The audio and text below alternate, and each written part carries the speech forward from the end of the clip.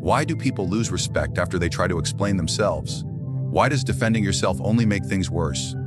In this video, we reveal a timeless trick from the mind of Machiavelli, a brutal yet brilliant strategy to flip the power instantly without saying a single word in your defense.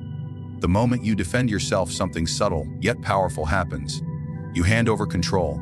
Think about this carefully. In the arena of human interaction, whether in politics, power, business, or even your personal relationships, the second you feel the need to justify yourself, you've already surrendered the upper hand. You're reacting. You've moved from leader to follower, from master to defendant. Machiavelli understood this deeply. In his view, power is not in being right. It is in being above the need to prove it. When someone accuses you, criticizes you, or tries to challenge your authority, they're not always searching for the truth. More often, they're testing your strength. They want to see how much you care, how much they can rattle you. And when you jump to defend, you give them exactly what they wanted, proof that their words affected you. You've probably experienced this. Someone throws a subtle insult at you in front of others. You immediately say, "That's not true," or "That's a misunderstanding." But notice what happens in the room. The attention shifts. People lean in. You just confirmed that something was worth responding to, that you felt threatened, that the accusation, however ridiculous, touched a nerve. And now they're watching you. Not with respect, but with suspicion. You see, people don't just listen to what you say. They observe why you're saying it. They feel your emotional state, your urgency, your tension, your insecurity. And when you defend yourself quickly or aggressively, they instinctively read it as weakness, as a sign that you're unsure or vulnerable, or maybe even guilty. Machiavelli would call this an unforced error. The powerful man, the strategic mind, does not enter the trap. He knows that defending himself gives credibility to the attacker. It dignifies the accusation, shifts the frame of the conversation from strength to justification, from offense to defense. And in power, defense is the lowest position. Let's take this to a higher level. When you defend yourself, you're letting your enemy define the battlefield. They pick the time, the place, and the subject, and you follow. It's like being dragged into a room and told to explain yourself to people who've already made up their minds. It doesn't matter how clever or honest your answer is. You're on trial. You're already beneath them. Machiavelli would say, "Never fight a battle on ground you didn't choose." That's not just about war. It's about conversation, perception, image. He believed that most people don't understand truth, but they understand dominance. They recognize who sets the tone, who moves with calm, who refuses to explain. That's why kings don't argue with peasants. Not because the peasant is wrong, but because engaging makes the king look equal. Now apply this in modern life. Someone says, "You're selfish," and you respond with, "No, I'm not. I've done this and that for you." You've lost. You just gave their words value. You accepted their frame. Instead of staying silent or questioning why they're saying it at all, you've now entered their world, their rules, their timing. And here's the Machiavellian twist. Most accusations are not about facts. They're about control. When someone attacks you, often it's not because they believe what they're saying. It's because they want to see how much power they have over you. Your reaction tells them everything. Machiavelli would urge you to think like a ruler, not a subject. If someone spreads a rumor, don't rush to kill it. Let it die in silence. If someone disrespects you in public, don't flinch. Look through them, as if they are beneath response.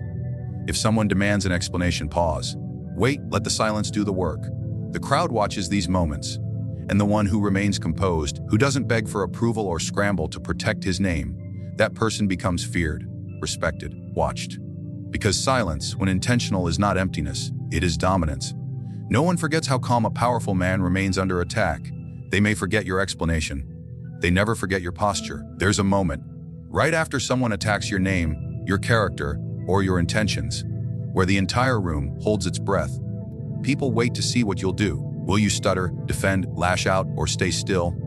In that moment, your reaction becomes more important than the accusation itself. And this is where power shifts. Machiavelli understood one thing above all: the battlefield of power is not fought with truth. It's fought with perception. It doesn't matter what is accurate. What matters is who controls the frame, the one who defines the reality that others believe in. That is the person who wins. So what happens when you stay silent instead of defending? What happens when you don't explain, but simply observe? You flip the frame. Instead of accepting the role of the accused, you step outside it.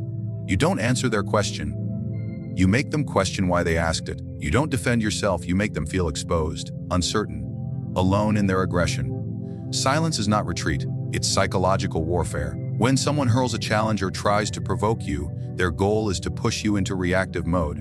The moment you react, you validate their words. You confirm that they touched something real, that they pulled you off your center. And now, they've seized the narrative. But when you remain calm, when you pause and look at them as if their words carry no weight, something changes. The room begins to doubt the attacker. Why didn't he respond? Why isn't he angry? What does he know that we don't?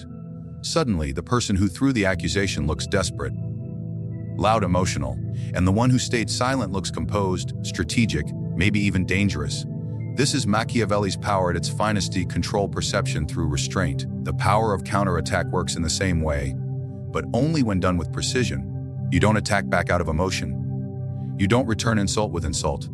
You wait, you calculate, and then you strike at their intention, not their words. Someone says, "You lied." Instead of saying, "No," you say, "Interesting how suddenly truth matters to you." Now they're the one who has to explain. You've reframed the entire situation. The spotlight is no longer on your action, it's on their motive, their inconsistency, their weakness. This is what Machiavelli taught. Never allow yourself to be trapped in someone else's story. Flip it.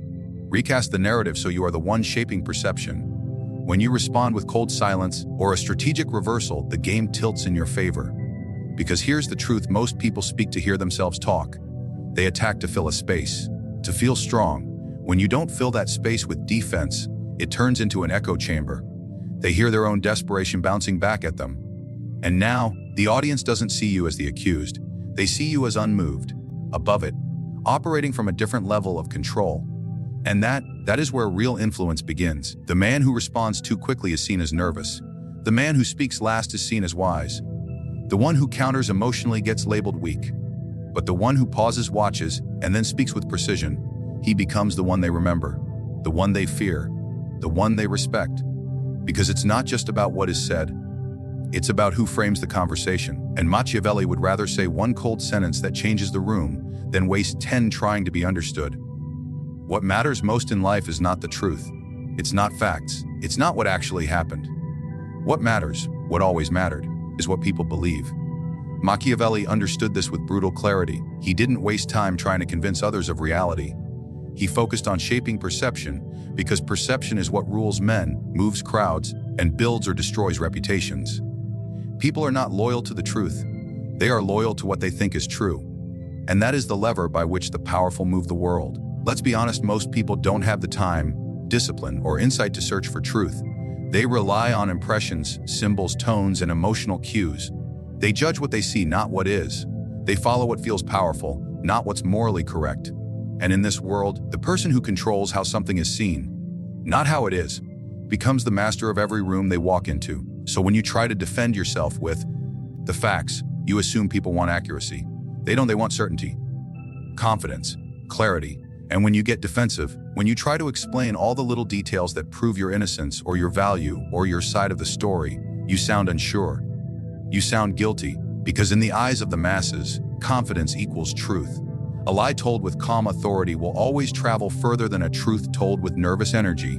This is the cold reality Machiavelli would teach you. In his world and in ours, it is not enough to be right. You must look right. You must sound like someone who cannot be questioned. The game is not about honesty. The game is about optics. And those who learn to master the image they present, the impression they create, and the emotions they trigger, they rise. You can see this in every layer of society. Watch a political debate. One person has a stack of facts, numbers, and references. The other has boldness, a steady voice, a sharp look in his eye, and the crowd leans toward him. Not because he's right, because he seems like someone who knows. The crowd doesn't want to think, they want to believe. That's why Machiavelli said, "It is better to appear virtuous than to actually be virtuous," because appearance is what people react to. Reality is slow. Perception is instant. And in the battle for influence, instant wins. This means you must train yourself to be less focused on proving and more focused on projecting. When you walk into a room, your posture, your silence, your energy communicates more than your words ever will. If someone accuses you and you keep your eyes steady, your body still, your voice calm, you've already won in the minds of most observers. They see your control. They feel your poise. and they decide without needing proof, you must be right. But the moment you start explaining, justifying, chasing people's approval, you lose that image. You go from being a figure of strength to a figure of desperation, and perception shifts. You could be completely innocent, completely logical. If you look like you're scrambling, they won't remember the content of your defense. They'll remember the emotion on your face. That's how fast perception works, and it gets even darker. Sometimes people attack you not to uncover the truth, but simply to see if they can move you. It's not about what you did, it's about whether they can make you flinch. Because once you do, they own the frame. They get to shape the story. And if you try to fight their version with evidence, you become part of their narrative. You're no longer writing your own. But if you focus on the story you are projecting, if you control your tone, your silence, your rhythm, your facial expressions, then you own the room. People won't care what was said about you. They'll care about how you looked when it was said. Did you look small? Or did you look like a man no one dares to accuse twice? This is the battlefield Machiavelli fought on. Not the realm of truth, but the realm of belief. The moment you react emotionally, you place yourself beneath the one who provoked you. In that instant, they're in control.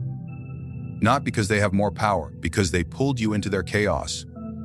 You've left the throne, you've stepped into the mud, and Machiavelli would tell you, never descend from power to explain, to argue, or to rage. Instead, detach. Strategic detachment is not indifference.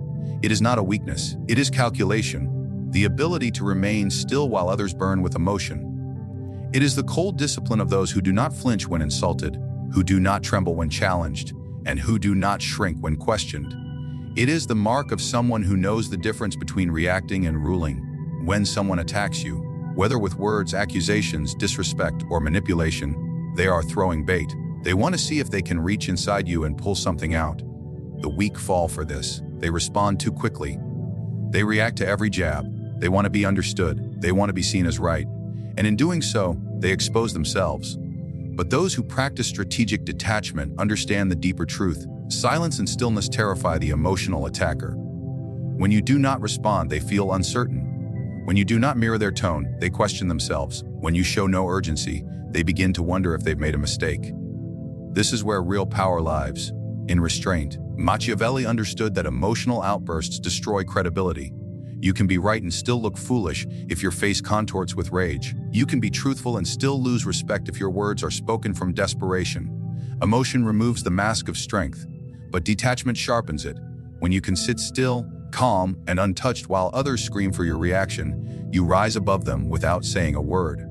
Think of the rulers who outlasted their enemies. It wasn't because they were the loudest. It was because they moved slower. They waited. They watched. And when they responded, it was never emotional. It was exact, not loud but final. Detachment gives you leverage. It allows you to see clearly while others are blinded by fury. It turns you into the observer, the strategist, the one who acts after everyone else has made their mistakes. You let others reveal themselves while you conceal your own motives. And that secrecy makes people nervous. The person who is unpredictable is dangerous. And when you remain calm in the face of attacks, people begin to ask, what is he thinking? What does he know? Why is he not afraid? And that uncertainty becomes your armor. But to detach, you must kill your need to be understood. You must abandon the weak desire to be liked, defended, or validated. These are the chains that pull you down into weakness. You must be willing to let people misunderstand you. If it means holding your position, you must accept being seen as silent, cold, or even arrogant if it protects your power. Because in the long game, they don't remember what you didn't explain. They remember how you made them feel powerless when they couldn't shake you. This is not passive silence. It is loaded silence. It's the kind that says, I heard you, but you're not important enough for a reaction.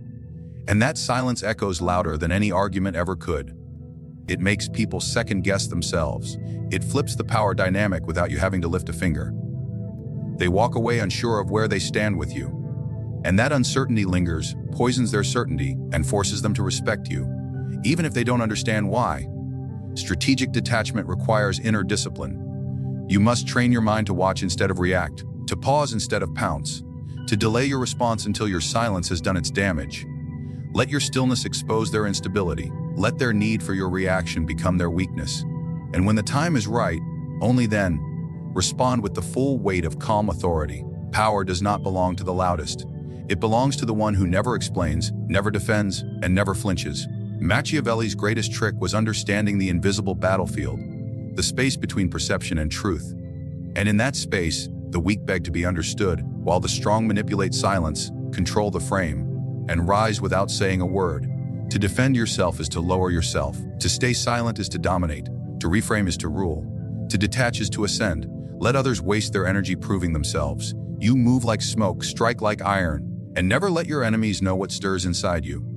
Because in the end, the man who controls perception controls everything.